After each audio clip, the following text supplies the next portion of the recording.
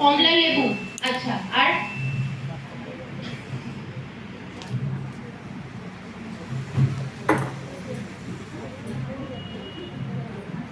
আচ্ছা ঠিক আছে।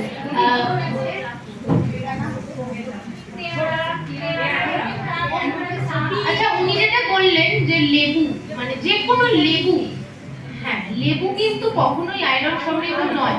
ওটা হচ্ছে ভিটামিন সি। ঠিক আছে, অ্যাসিডিক যে কোনো জিনিস, মানে টক যে কোনো জিনিস মনে রাখবেন, এই জিনিসটা মাথায় রাখবেন। টক জিনিস মানে হচ্ছে ভিটামিন সি। ঠিক আছে, আর আয়রন মানে হচ্ছে কালো জিনিস। ঠিক আছে, মানে যেগুলোকে কষ বা কালো জিনিস, কাঁচা কলা, মোচা, গুড়। ঠিক আছে,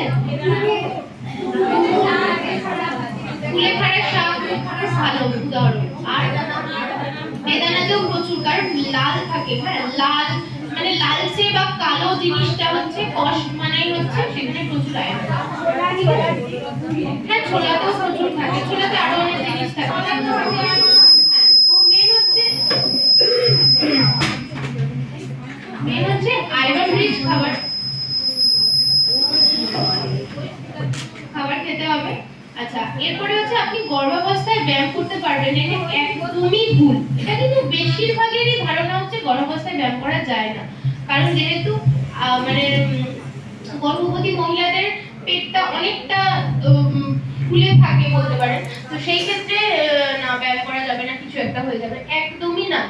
কেউ গর্ভাবস্থায় আছে মানে তিনি কিন্তু অসুস্থ নন, এই ধারণাটা মানে মাথা থেকে বের করে দিতে হবে। এই নরমাল ডেলিভারি আমাদের এখন শহরাঞ্চলে বেশিরভাগ ক্ষেত্রে কি হয়, সিজারিয়ান হয়।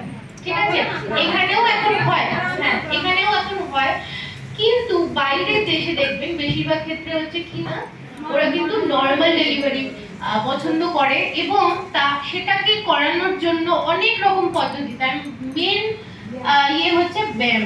তার কিছু পার্টিকুলার ব্যায়াম আছে, পুরোটাই মানে ডক্টরের সাথে কনসাল্ট করে করতে হবে, পুরোটাই ব্যায়াম করে মানে খুব সুন্দর নরমাল ডেলিভারি করা যায়।